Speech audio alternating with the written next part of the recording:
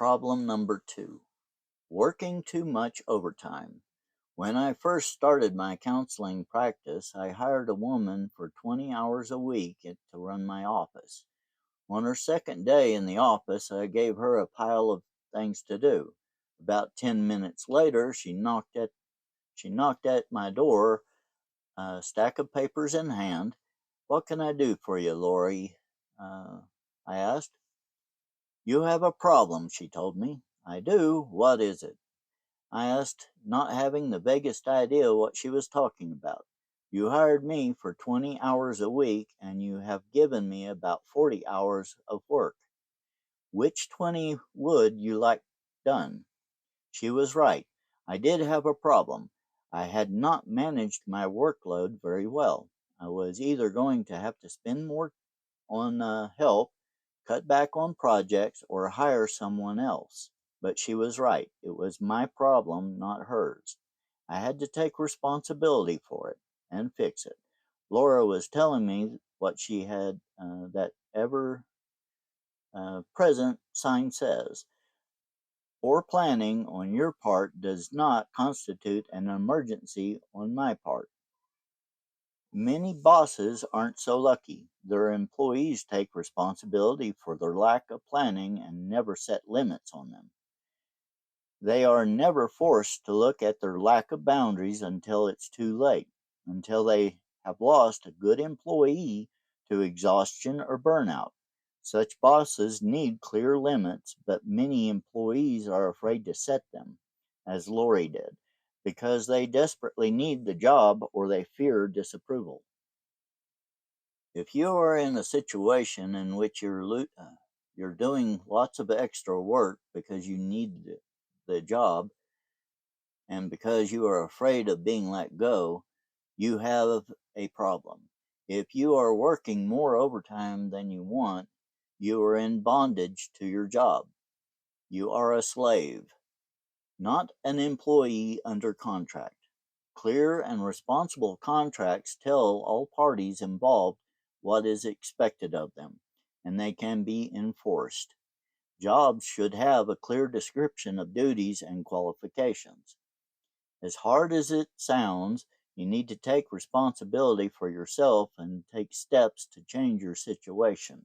Here are some suggested steps that you may wish to take. Number one, set boundaries on your work. Decide how much overtime you are willing to do. Some overtime during seasonal crunches may be expected of you. Number two, review your job description if one exists. Number three, make a list of the tasks you need to complete in the next month. Make copies of the list and assign your own priorities to each item. Indicate on this list any tasks that are not part of your job description. Number four, make an appointment with your boss to discuss your job overload. Together, review the list of tasks you need to complete in the next month. Ask your boss to prioritize each task. If your boss wants all the tasks done and you cannot complete these tasks in the time you are willing to give, your boss may need to hire temporary help to complete those tasks. You may also wish to review your job description with your boss at this time if you think you are doing things that fall outside your domain. If your boss still has unreasonable expectations of you, you may wish to take along a coworker or two with you to a second meeting, according to the biblical model in Matthew 18. Or you may wish to discuss your problem with the appropriate person in your personnel department. If even then he remains unreasonable about what he thinks you can accomplish, you may need to begin looking for other job opportunities within your organization or outside. You may need to go to night school or take an online training course to open up other opportunities. You may need to chase down hundreds of employment ads, invest more time in professional networking sites, and polish up your resume. Consult the latest edition of What Color is Your Parachute by Richard Boyles for guidance on job searches. You may wish to start your own business or rework your budget so you can build an emergency fund to survive between quitting your present job and starting a new one. Whatever you do, remember that your job overload is your responsibility and your problem. If your job is driving you crazy, you need to do something about it. Own the problem, stop being a victim of an abusive situation, and start setting some limits. Problem number 3, misplaced priorities. We have talked about setting limits on someone else. You also need to set limits on yourself. You need to realize how much time and energy you have and manage your work accordingly.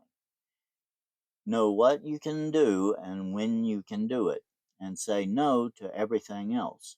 Learn to set Learn to know your limits and enforce them, as Lori did. Say to your team or your boss, if I am going to do A today, I will not be able to do B until Wednesday.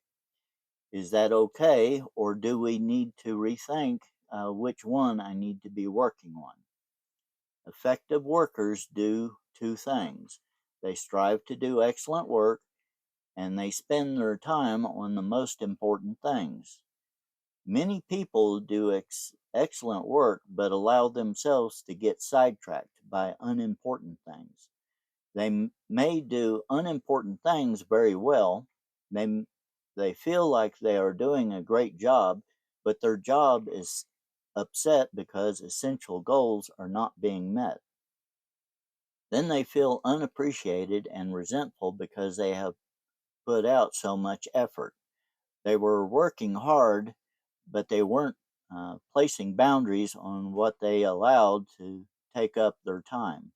And the really important things did not get their attention.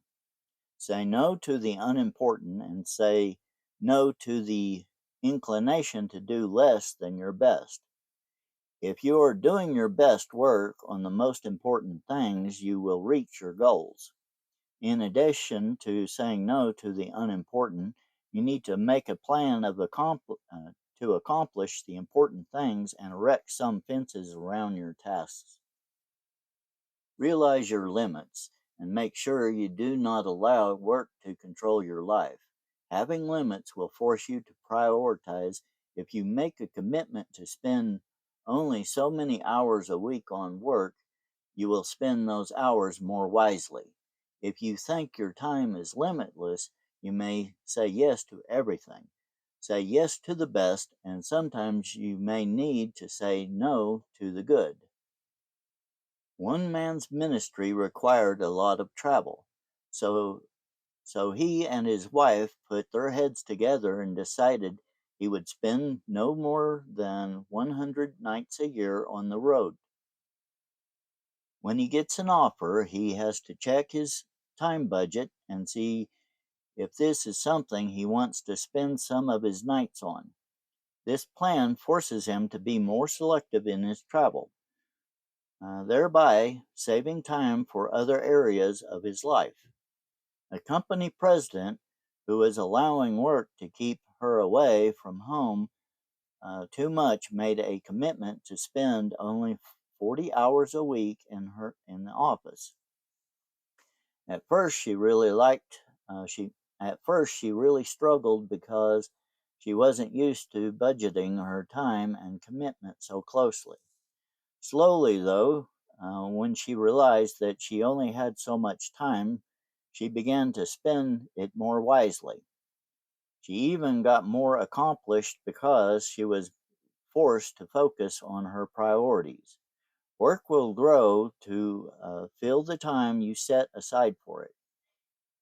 If a meeting does not have an agenda with time limits, discussion could be endless. Allot time for certain things and then keep your limits. You will work more efficiently and like your work more.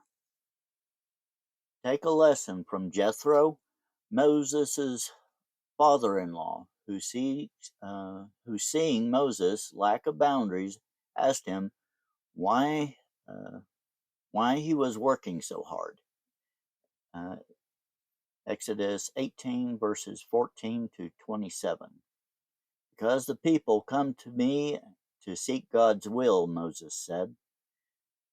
Um, what you are doing is not good, Jethro replied. You and these people who come to you will only wear yourselves out. The work is too heavy for you. You cannot handle it alone. Verse 17 through 18.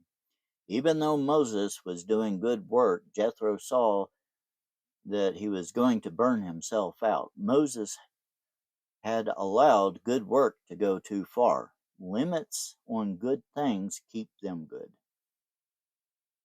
Problem number 4, difficult co-workers.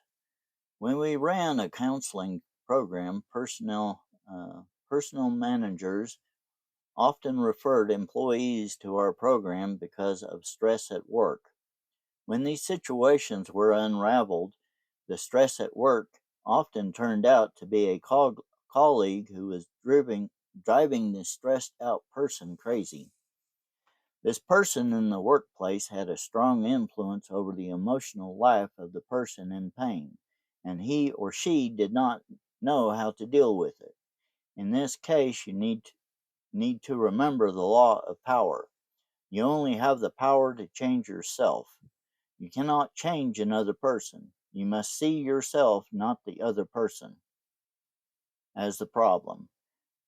To see another person as the problem to be fixed is to give that person power over you and your well being. Because you cannot change another person, you are out of control. The real problem lies in how you are relating to the problem person. You are the one in pain, and only you have the power to fix it. Many people have found immense relief in the thought that they have no control over another person and that they must focus on changing their reactions to that person. They must refuse to allow that person to affect them.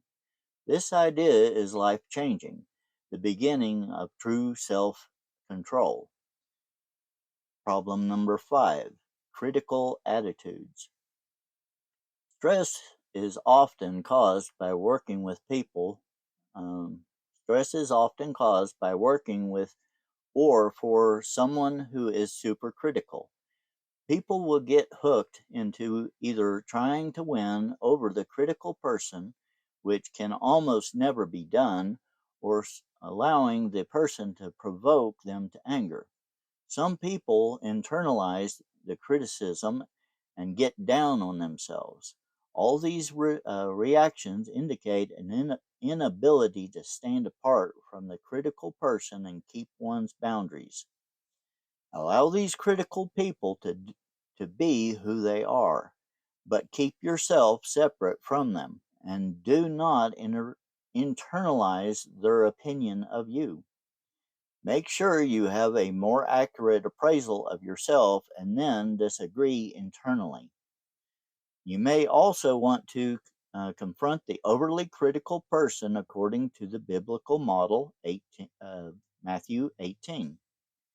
At first, tell her that how you feel about her attitude and the way it affects you. If she is wise, she will listen to you. If not, and her attitude is disruptive to others as well, 2 or more of you might want to talk to her. If she will not agree to change, you may want to tell her that you do not wish to talk with her until she gets her attitude under control. Or you can follow your organization's grievance policy. The important thing to remember is that what you can't control, that you can't control her, but you can choose to limit your exposure to her, either physically or emotionally distancing yourself from her. This is self control. Avoid trying to gain the approval of this sort of person. It will never work, and you will only feel controlled. And avoid getting in arguments and discussions. You will never win. Remember the proverb, whoever corrects a mocker invites insults. Whoever rebukes the wicked incurs abuse. Do not rebuke mockers, or they will hate you. Rebuke the wise, and they will love you. Proverbs 9, verses 7 through 8. If you allow them to draw you in, thinking that you will change them, you are asking for trouble. Stay separate, keep your boundaries, don't get sucked into their game.